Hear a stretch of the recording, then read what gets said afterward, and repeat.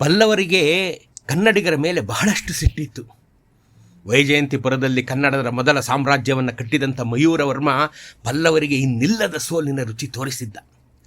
ಅವರು ಆ ಗಾಯದಿಂದ ಚೇತರಿಸಿಕೊಳ್ಳುವ ಮುನ್ನವೇ ಚಾಲುಕ್ಯರ ಮೊದಲನೆಯ ಪುಲಿಕೇಶಿ, ಅವನ ಮಗನಾದಂಥ ಕೀರ್ತಿವರ್ಮ ಪಲ್ಲವರನ್ನು ಪುಡಿಗಟ್ಟಿದ್ದರು. ಆದರೆ ಕೀರ್ತಿವರ್ಮನ ಮಗನಾದಂಥ ಎರಡನೆಯ ಪುಲಿಕೇಶಿ ಪಲ್ಲವರನ್ನು ಇನ್ನಿಲ್ಲದಂತೆ ಕಾಡಿಬಿಟ್ಟ. ಪಲ್ಲವರ ಪಾಲಿಗೆ ದುಸ್ವಪ್ನ ಸಿಂಹ ಸ್ವಪ್ನವಾಗಿಬಿಟ್ಟ ಎರಡನೆಯ ಪುಲಿಕೇಶಿಯನ್ನು ಸೋಲಿಸಲಾಗದೆ ಕೊರಗುತ್ತಾ ಮಹೇಂದ್ರವರ್ಮ, ಪಲ್ಲವರ ದೊರೆ ಮಹೇಂದ್ರವರ್ಮ ಸಾವನ್ನಪ್ಪಿದ್ದ. ಇದು ಅವನ ಮಗನಾದಂಥ ನರಸಿಂಹವರ್ಮನ ಮೇಲೆ ಅಗಾಧವಾದ ಪರಿಣಾಮ ಬೀರಿತು. ನರಸಿಂಹವರ್ಮ ತನ್ನ ಜೀವಿತಾವಧಿಯಲ್ಲಿ ಈ ಪುಲಿಕೇಶಿಯನ್ನು ಕೊಂದೇ ಕೊಲ್ತೀನಿ ಅಂತ ಒಂದು ಶಪಥವನ್ನು ತನ್ನ ಮನಸ್ಸಿನಲ್ಲೇ ಹಾಕ್ಕೊಂಡಿದ್ದ. ಅವನ ಈ ಬೆಂಕಿಗೆ ಬಿರುಗಾಳಿಯಂತೆ ಸಾಥ್ ಕೊಟ್ಟವನು ಅವನ ಸೇನಾಧಿಪತಿಯಾದಂಥ ಪರಂಜ್ಯೋತಿ. ನರಸಿಂಹವರ್ಮ ಮತ್ತು ಪರಂಜ್ಯೋತಿ ಇವರಿಬ್ಬರೂ ಬೆಟ್ಟದಷ್ಟು ಸಾಹಸಗಳನ್ನು ಮಾಡಬೇಕಾಯಿತು. ಕೊನೆಯ ನಗುವೇ ಅವರದಾಯಿತು.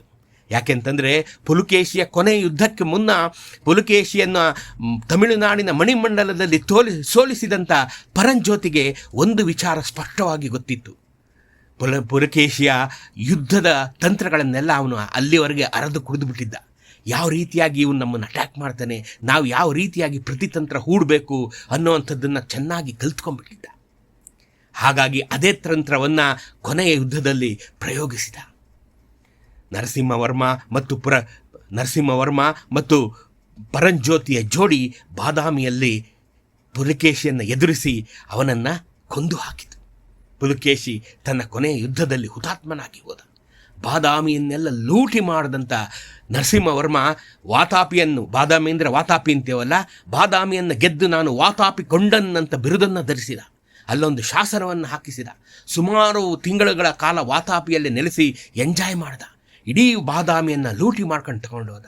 ಆ ಲೂಟಿಯಲ್ಲಿ ಬಹುಪಾಲು ಸಂಪತ್ತನ್ನೆಲ್ಲ ತನ್ನ ಸೈನಿಕನಾದಂಥ ಸೇನಾಧಿಪತಿಯಾದಂಥ ಪರಂಜ್ಯೋತಿಗೆ ಕೊಟ್ಟ. ಆ ಪರಂಜ್ಯೋತಿಗೆ ಬಂದಂಥ ಆ ಸಂಪತ್ತಿನಲ್ಲಿ ಈ ಗಣಪತಿಯೂ ಒಂದಾಗಿತ್ತು. ಪರಂಜ್ಯೋತಿ ಅತ್ಯಾಶ್ಚರ್ಯಕರ ರೀತಿಯಿಂದ ತಾನು ಸಂತನಾಗಿ ಬದಲಾಗಿ ಹೋದ. ಯಾಕಾಗಿ ಅವನು ಸಂತನಾಗಿ ಬದಲಾಗಿ ಹೋದ ಅಂತ ನಾನು ಇನ್ನೊಂದು ವಿಡಿಯೋದಲ್ಲಿ ಹೇಳ್ತೀನಿ. ಆದರೆ ವಾತಾಪಿಯಿಂದ ತಗೊಂಡು ಹೋದಂಥ ಗಣಪತಿ ಈಗೆಲ್ಲಿದೆ? 1,500 ವರ್ಷಗಳಷ್ಟು ಹಿಂದೆ ತೆಗೆದುಕೊಂಡು ಹೋದಂಥ ಗಣಪತಿ ಈಗೆಲ್ಲಿದೆ ಅನ್ನೋದನ್ನು ನಾನು ನಿಮಗೆ ತೋರಿಸ್ತೀನಿ ಬನ್ನಿ. ಅದಕ್ಕಾಗಿ ನಾವು ತಮಿಳುನಾಡಿನ ನಾಗಪಟ್ಟಿಣಂಗೆ ಹೋಗಬೇಕಾಗಿದೆ. ಈಗ ಬನ್ನಿ ನನ್ನ ಜೊತೆ. ಇವನೇ ಪರಂಜ್ಯೋತಿ. ಪುಲಕೇಶಿಯನ್ನು ಕೊಂದಂಥ ಪರಂಜ್ಯೋತಿ ಇವನೇ. ಬಾದಾಮಿಯನ್ನು ಲೂಟಿ ಮಾಡಿದಂಥ ಪರಂಜ್ಯೋತಿ ಇವನೇ. ಅಲ್ಲಿಂದ ಗಣಪತಿಯನ್ನು ಎತ್ಕೊಂಡ್ಬಂದು ಅದು ವಾತಾಪಿ ಗಣಪತಿ ಅಂತ ಫೇಮಸ್ ಮಾಡಿದವನು ಇವನೇ ಪರಂಜ್ಯೋತಿ. ನೋಡ್ಕೊಂಬಿಡಿ ಒಂದ್ಸಲಿ. ನೀವು ಕನ್ನಡಿಗರು ಬಂದಿವೆಲ್ಲ ನೋಡಲೇಬೇಕು ನೀವೆಲ್ಲ. ಪರಂಜ್ಯೋತಿ ಇಲ್ಲಿಂದ ಬಾದಾಮಿಗೆ ಅಜಮಾಸು 900 ಕಿಲೋಮೀಟರ್ಗಳ ದೂರಕ್ಕೆ ಕೊನೆಯ ಯುದ್ಧವನ್ನು, ನಿರ್ಣಾಯಕ ಯುದ್ಧವನ್ನು ಮಾಡೋದಕ್ಕೆ ಹೋದಾಗ ಅವನ ರಾಜನಾದಂಥ, ಆದರೆ ಪರಂಜ್ಯೋತಿಗೆ ಗ್ಯಾರಂಟಿ ಇತ್ತು, ಈ ಸಲ ನಾನು ಗೆಲ್ತೀನಿ, ಅವನನ್ನ ಪುಲಕೇಶಿನ ನಾನು ಕೊಂದೇ ಕೊಲ್ತೀನಿ ಅಂತ ಅವನಿಗೆ ಗ್ಯಾರಂಟಿ ಇತ್ತು. ಹಾಗಾಗಿಯೇ ಪರಂಜ್ಯೋತಿ ತನ್ನ ಅಪಾರವಾದ ಸೈನ್ಯದೊಡನೆ ಕಂಚಿಯಿಂದ ಹೊರಟು ಅಜಮಾಸು 800ರಿಂದ 900 ಕಿಲೋಮೀಟರ್ ದೂರ ಇರುವಂಥ ಬಾದಾಮಿಯನ್ನ ತಲುಪದ.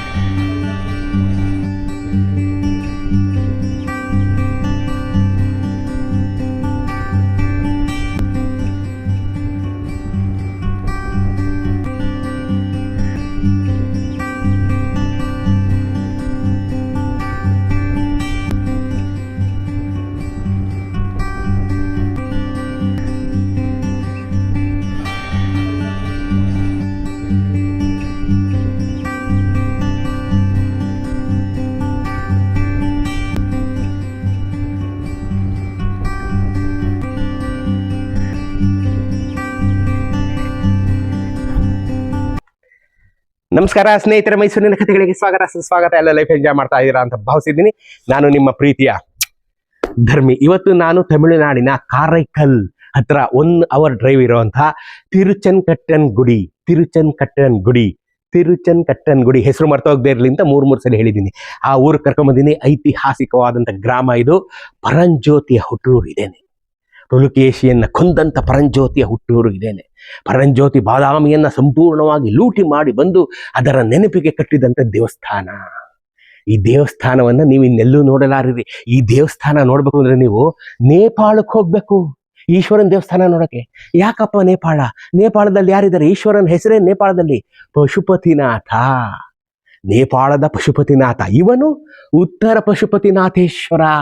ಓಂ ಶಿವಾಯ ರುದ್ರಾಯ ನೀಲಕಂಠಾಯ ಮೃತ್ಯುಂಜಯಾಯ ಸರ್ವೇಶ್ವರಾಯ ತಥಾ ಶಿವಾಯ ಶ್ರೀಮನ್ಮಹಾದೇವಾಯ ನಮಃ. நமः. சாமியோட திருநாமம் முத்ராவதீஸ்வரர். சாமி கையில உடுக்கையை வச்சிருக்கார். கையில பிக்ஷா பாத்திரம், முதுகுல திருசூலாயுதம், ಸನ್ಯಾಸಿಯಾಗ ಬಂದದಕ್ಕೆ ಅಡೆಯಾಳமாக ಕಾಷಾಯಂ. ಉತ್ತರದಿಂದ ತಂದಂತ ಪಶುಪತಿನಾಥ ಅಂತ ಹೇಳಿ ಪರಂಜ್ಯೋತಿ ದೇಗುಲವನ್ನು ಕಟ್ಟಿಸ್ತಾನೆ. ಪಶುಪತಿನಾಥನ ದರ್ಶನವನ್ನ ನೀವು ತಮಿಳುನಾಡಿನಲ್ಲಿ ಮಾಡಬಹುದು. ನೇಪಾಳದ ತನಕ ಹೋಗೋ ಅವಶ್ಯಕತೆ ಇಲ್ಲ. ಅಂದ್ರೆ ನೇಪಾಳಕ್ಕೂ ಹೋಗ್ಬೇಕು ಅಫ್ಕೋರ್ಸ್. ತಮಿಳುನಾಡಿಗೆ ಬಂದಾಗ ನೀವು ಪಶುಪತಿನಾಥನ ದರ್ಶನವನ್ನ ಮಾಡುವುದನ್ನ ಮರೆಯಬೇಡಿ. ಉತ್ತರ ಪಶುಪತಿನಾಥೇಶ್ವರನ ಗುಡಿ ಇದೇನೆ. ಆದ್ರೆ ಕನ್ನಡಿಗರ ಹೃದಯ ಮಿಡಿಯೋದು ಇದಕ್ಕಲ್ಲ. ಬಾದಾಮಿಯಿಂದ 1,500 ವರ್ಷಗಳಷ್ಟು ಕೆಳಗಡೆ ಲೂಟಿ ಮಾಡಿ ತಂದಂತ ಬಾದಾಮಿಯ ಗಣಪತಿ ಅಲಿಯಾಸ್ ವಾತಾಪಿ ಗಣಪತಿ. ಪುಲಕೇಶಿಯನ್ನ ಕೊಂದ ನೆನಪಿಗೆ ಪರಂಜ್ಯೋತಿ ಗಣಪತಿಯನ್ನ ತಂದು ಪ್ರತಿಷ್ಠಾಪನೆ ಮಾಡಿದ. ಆದರೆ ಈ ದೇವಸ್ಥಾನವನ್ನೆಲ್ಲ ಕಟ್ಟಿದಂತ ಪರಂಜ್ಯೋತಿ ಸಂತ ಯಾಕಾದ? ಅದು ಗೊತ್ತಿಲ್ಲ ನಿಮಗೆ. ಈಗ ಬನ್ನಿ, ನಾನು ಉತ್ತರ ಪಶುಪತಿನಾಥೇಶ್ವರನನ್ನ, ವಾತಾಪಿ ಗಣಪತಿಯನ್ನ ತೋರಿಸ್ತೀನಿ. ತೋರಿಸುವ ಸೌಭಾಗ್ಯ ನನ್ನದು, ನೋಡುವ ಪುಣ್ಯ ನಿಮ್ಮದು. ಬನ್ನಿ ನನ್ನ ಜೊತೆ.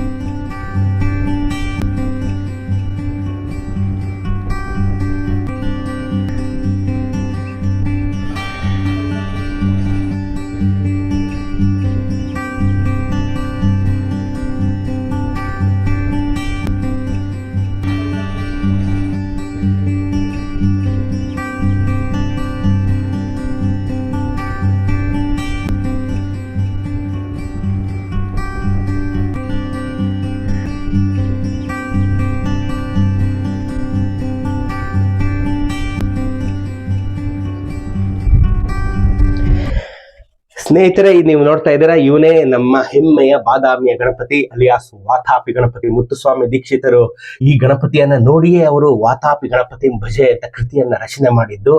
ಇವನೇ ಆ ವಾತಾಪಿ ಗಣಪತಿ. ಸೈನ್ಯಾಧಿಪತಿಯಾದಂಥ ನರಸಿಂಹವರ್ಮನ ಸೈನ್ಯದಲ್ಲಿದ್ದಂಥ ಸೈನ್ಯಾಧಿಪತಿಯಾದಂಥ ಅತ್ಯಂತ ಸಾಹಸಮಯವಾಗಿದ್ದಂಥ ಪರಂಜ್ಯೋತಿ ಈ ಒಂದು ಗಣಪತಿಯನ್ನ ಅಲ್ಲಿಂದ ತಂದು ಈ ತಿರುಚನ್ಕಟ್ಟನ್ ಗುಡಿ ಅನ್ನುವಂಥ ಊರು, ಇದು ಅವಂದೇ ಊರು. ತಿರುಚನ್ಕಟ್ಟನ್ ಗುಡಿ ಅನ್ನೋದು ಈ ಪರಂಜ್ಯೋತಿಯ ಊರು. ಈ ಪರಂಜ್ಯೋತಿಯ ಊರು, ತನ್ನ ಊರಿನಲ್ಲಿ ಇವನು ಈ ಗಣಪತಿಯನ್ನ ಪ್ರತಿಷ್ಠಾಪನೆ ಮಾಡ್ತಾನೆ. ಸ್ನೇಹಿತರೆ, ಈ ಗಣಪತಿ ಪರಂಜ್ಯೋತಿಯ ಪ್ರಾಣಗಳನ್ನೇನೋ ಉಳಿಸ್ತಾ ಪರಂಜ್ಯೋತಿಯನ್ನ ಅಮರನನ್ನಾಗಿ ಮಾಡದಂತ ಗಣಪತಿ. ಆದರೆ ಇವನೆಲ್ಲಿದ್ನೋ ಬಾದಾಮಿ, ಆ ಬಾದಾಮಿಯ ಒಡೆಯ ಕರ್ನಾಟಕ ಸಾಮ್ರಾಜ್ಯಾಧಿಪತಿಯಾದಂಥ ಪುಲಕೇಶಿಯ ಸಾವನ್ನ ತಡೆಯಲಾಗಲಿಲ್ಲ. ಕನ್ನಡಿಗರಾದ ನಮಗೆ ಅದೇ ನೋವಿನ ಸಂಗತಿ. ಪುಲಕೇಶಿಯ ಸಾವನ್ನ ಈ ಪುಣ್ಯಾತ್ಮ ತಡೆಯಲಾಗಲಿಲ್ಲ, ಪರಂಜ್ಯೋತಿಯ ಸಾವನ್ನ ತಡೆದು ಬಿಟ್ಟ. ಹಾಗಾಗಿ ಪರಂಜ್ಯೋತಿಗೆ ಇವನ ಮೇಲೆ ಎಲ್ಲಿಲ್ಲದ ಮೋಹ ಇವನ ಮೇಲೆ. ಹಾಗಾಗಿ ಬಾದಾಮಿಯಿಂದ ಅವನು ತಂದಂತ ಅಷ್ಟು ಲೂಟಿಯ ಜೊತೆಗೆ ಈ ಗಣೇಶನನ್ನು, ಮೂಷಿಕನನ್ನು ತಗೊಂಡ್ಬಿಟ್ಟ. ಪುಲಕೇಶಿಯನ್ನ ಎಂದೆಂದಿಗೂ ದ್ವೇಷಿಸುವಂತ ಮನೋಸ್ಥಿತಿಯನ್ನ ಹೊಂದಿ ಈ ಗಣಪತಿಯನ್ನ ಅಲ್ಲಿ ಪ್ರತಿಷ್ಠಾಪಿಸಿ ತನ್ನ ಬಾದಾಮಿಯನ್ನ ಗೆದ್ದಂತ ಕುರು ಹಾಕಿ ಸಂಭ್ರಮಿಸಿ ಬಿಟ್ಟ. ಆದರೆ ಅವನ ಸಂಭ್ರಮ ಬಹುಕಾಲ ಉಳಿಯಲಿಲ್ಲ. ನೋವಿನಲ್ಲೇ ಕೊರಗಿ ಕೊರಗಿ ಕೊರಗಿ ಕೊರಗಿ ನಯನಾರಾಗಿ ಬದಲಾಗಿ ಹೋಗಿ ಅವನಿಗೆ ಈಶ್ವರನೇ ನನ್ನನ್ನು ಈ ಭವಬಂಧನಗಳಿಂದ ಮುಕ್ತ ಮಾಡುವಂಥವನು ಅಂತ ಹೇಳಿ ಶೈವ ಮತ ಪ್ರಚಾರಕನಾಗಿ ಬದಲಾಗಿ ಈಶ್ವರನ ಸ್ತುತಿ ಮಾಡುತ್ತಾ ಮಾಡುತ್ತಾ ಮಾಡುತ್ತಾ ಮಾಡುತ್ತಾ ಅವನಲ್ಲಿ ಲೀನವಾಗಿ ಹೋದ. ತನ್ನ ಭೌತಿಕ ಪ್ರಾಣಗಳನ್ನು ತೊರೆದು ಬಿಟ್ಟ. ಪರಂಜ್ಯೋತಿಯದೊಂದು ದುರಂತ ಕತೆ. ವಾತಾಪಿ ಗಣಪತಿ ಮುತ್ತುಸ್ವಾಮಿ ದೀಕ್ಷಿತರಲ್ಲಿ ಕೂತ್ಕೊಂಡು ವಾತಾಪಿ ಗಣಪತಿ ಭಜೆ ಅಂತ ಹೇಗೆ ಸ್ತುತಿ ಮಾಡಿದ್ರು, ಅವರು ಸ್ತುತಿ ಮಾಡಿದಂತ ಗಣಪತಿ ನಮ್ಮೆಲ್ಲರ ಬಾಯಲ್ಲಿ ನೆಲ್ದಾಡ್ತಿರ್ತಕ್ಕಂಥ ಗಣಪತಿ. ಚಿಕ್ಕ ವಯಸ್ಸಿನಿಂದ ವಾತಾಪಿ ಗಣಪತಿ ಭಜೆ ಅಂತ ಕೃತಿ ನಾನು ಕೇಳ್ಕೊಂಡ್ ಬಂದಿದ್ದೀನಿ. ಆದ್ರೆ ಇವತ್ತು 60 ವರ್ಷಗಳ ಸನಿಹದಲ್ಲಿ ನನಗೆ ಈ ಗಣಪತಿಯನ್ನ ನೋಡುವಂತ ಸೌಭಾಗ್ಯ ಲಭಿಸಿಗೆ. ನಿಮಗೂ ನಾನು ಇದನ್ನ ತೋರಿಸಿದ್ದೀನಿ.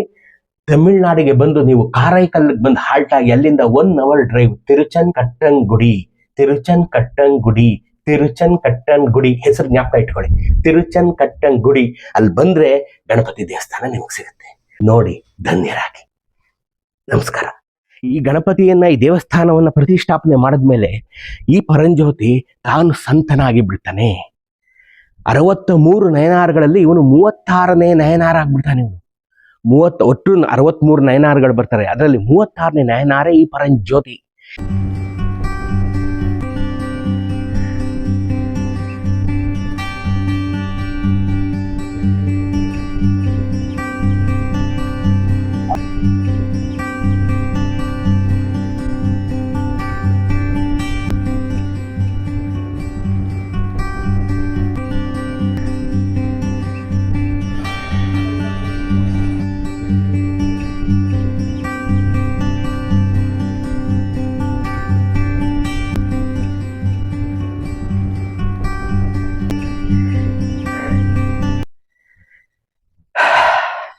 ಸ್ನೇಹಿತರೆ, ಇಲ್ಲಿ ನೀವು ನೋಡ್ತಾ ಇದ್ದೀರಾ 64 ನಯನಾರಗಳು ಅಂದ್ರೆ ಶೈವ ಮತ ಪ್ರಚಾರಕರು, ಶಿವಭಕ್ತರು. ಇವ್ರು ಏನಂದ್ರೆ ಇವರು ತಪಸ್ವಿಗಳು, ಸಂತರು, ಸನ್ಯಾಸಿಗಳು. ಇವರು ಎಲ್ಲವನ್ನ ತೊರೆದು ಶೈವ ಮತ ಪ್ರಚಾರದಲ್ಲಿ ತಮ್ಮನ್ನು ತಾವು ತೊಡಗಿಸ್ಕೊಂಡು ದೇಶ ಎಲ್ಲ ಸಂಚಾರ ಮಾಡಿ ಶಿವನನ್ನ ಸ್ತುತಿಸುತ್ತಾ, ಆರಾಧಿಸುತ್ತಾ, ಪೂಜಿಸುತ್ತಾ, ಗುಣಗಾನ ಮಾಡುತ್ತಾ ತಮ್ಮ ಇಡೀ ಬದುಕನ್ನು ಕಳೆದವರು. ಈ 64 ನಯನಾರುಗಳಲ್ಲಿ 36ನೇ ನಯನಾರ ಇವನೇ ಅಪರಂಜ್ಯೋತಿ. ನೋಡಿ ಇಲ್ಲಿ ಸಾಲಿಗೆ ಹಾಕಿದ್ದಾರೆ. ನೋಡಿ, ಎಲ್ಲ ತೋರಿಸಿ ಬ್ರಿಜೇಶ್ ಇದು. ನೋಡಿ ಇಲ್ಲಿ ಸಾಲಕ್ಕೆ ಎಲ್ಲಾರು ಯಾರ್ಯಾರು ಅಂತ ಹಾಕಿದ್ದಾರೆ. ನೋಡಿ ಇಲ್ಲಿ ಕೊನೆಯವರೆಗೂ ಹಾಕಿದ್ದಾರೆ. ಇವನು 36ನೇ. ಇವನೇ ಪರಂಜ್ಯೋತಿ. ಬಾದಾಮಿಯನ್ನ ಲೂಟಿ ಮಾಡಿದಂಥ ಪರಂಜ್ಯೋತಿ ಇವನೇ. ಅಲ್ಲಿಂದ ಗಣಪತಿಯನ್ನು ಎತ್ಕೊಂಡ್ಬಂದು ಅದು ವಾತಾಪಿ ಗಣಪತಿ ಅಂತ ಫೇಮಸ್ ಮಾಡಿದವನು ಇವನೇ ಪರಂಜ್ಯೋತಿ. ನೋಡ್ಕೊಂಬಿಡಿ ಒಂದ್ಸಲಿ. ನೀವು ಕನ್ನಡಿಗರು ಬಂದಿವೆಲ್ಲ ನೋಡ್ಲೇಬೇಕು. ನೀವೆಲ್ಲ ಎಂಥದ್ದಿದೆ ನೋಡಿ ಇಲ್ಲಿ. ಇವನೇ ಪರಂಜ್ಯೋತಿ. ಇವನು ಅಂಥ ಉಗ್ರನಾದಂಥ ಸೇನಾಧಿಪತಿ ಆಗಿದ್ದವನು. ತನ್ನ ರಾಜನಿಗಿಂತ ಮಿಗಿಲಾದ ಧೈರ್ಯಶಾಲಿ. ನರಸಿಂಹವರ್ಮ ಇವನ ರಾಜ. ಕಂಚಿಯಲ್ಲಿರ್ತಾನೆ. ಇಲ್ಲಿ 250 ಕಿಲೋಮೀಟರ್ ದೂರ ಕಂಚಿ. ಈ ತಿರುಚನಕಟ್ಟನಗುಡಿಯಿಂದ ನಮ್ಮ ಬಾದಾಮಿ ಹೆಚ್ಚು ಕಡಿಮೆ 500 ಕಿಲೋಮೀಟರ್ ತಗೊಂಡ್ಬರ್ತಾನ್ರಿ ಗಣಪತಿನ ಇಲ್ಲಿಗೆ ಈ ಪರಂಜ್ಯೋತಿ. ತಂದು ಇಲ್ಲಿ 36ನೇ ಸಂತನಾಗಿ ಬದಲಾಗಿ ಹೋಗ್ತಾನೆ. 36ನೇ ನಯನಾರ ಆಗ್ತಾನೆ. 36th ನಯನಾರ್ ಈಸ್ ಪರಂಜ್ಯೋತಿ. ನೋಡಿ ಸ್ನೇಹಿತರೆ, ಎಲ್ಲ ಸರಿ, ಎಲ್ಲ ಓಕೆ ಕಣ್ರಿ. ಇವನು ಯಾಕೆಂದ್ರೆ ಅವತ್ತು ಯುದ್ಧಗಳು ಸಾಮಾನ್ಯವಾಗಿ ನಡೀತಾ ಇತ್ತು. ಕಂಚಿಯ ಪಲ್ಲವರಿಗೂ ಬಾದಾಮಿಯ ಚಾಲುಕ್ಯರಿಗೂ ಎಣ್ಣೆ ಸೀಗೆಕಾಯಿ ಸಂಬಂಧ. ಯುದ್ಧಗಳು ಮೇಲಿಂದ ಮೇಲೆ ನಡೀತಾ ಇತ್ತು. ಒಂದ್ಸಲ ಇವ್ರು ಸೋಲ್ತಾ ಇದ್ರು, ಒಂದ್ಸಲ ಇವ್ರು ಸೋಲ್ತಾ ಇದ್ರು. ಒಂದ್ಸಲ ಇವ್ರು ಗೆದ್ರೆ, ಒಂದ್ಸಲ ಇವ್ರು ಗೆಲ್ತಾ ಇದ್ರು. It is like India Pakistan match. So nothing special in it. ಆದರೆ finally the last laugh was Paranjyoti. ಕೊನೆಯ ಗೆಲುವಿನ ನಗು ಪರಂಜ್ಯೋತಿದಾಯ್ತು. ತನ್ನ ಗೆಲುವಿನ ನಗು ಆಗಿದ್ದಾಗ್ಲೂ ಇವನು ಎಲ್ಲವನ್ನ ತೊರೆದು ಸನ್ಯಾಸಿ ಆಗಿದ್ದೆ. ಯಾಕೆ ಪುಣ್ಯಾತ್ಮ. ದೇವಸ್ಥಾನ ಕಟ್ಟಿಸಿದ್ದೋಕೆ, ಯುದ್ಧ ಗೆದ್ದ ನೆನಪಿಗೆ ದೇವಸ್ಥಾನಗಳನ್ನ ಹಿಂದಿನಿಂದ ರಾಜ ಮಹಾರಾಜರುಗಳು ಕಟ್ಟಿಸ್ಕೊಂಡ್ ಬಂದಿದ್ದಾರೆ. ಇವನು ದೇವಸ್ಥಾನನು ಕಟ್ಟಿಸಿ ಇವನು ಸನ್ಯಾಸಿ ಆಗಿದ್ದೆ ಯಾಕೆ?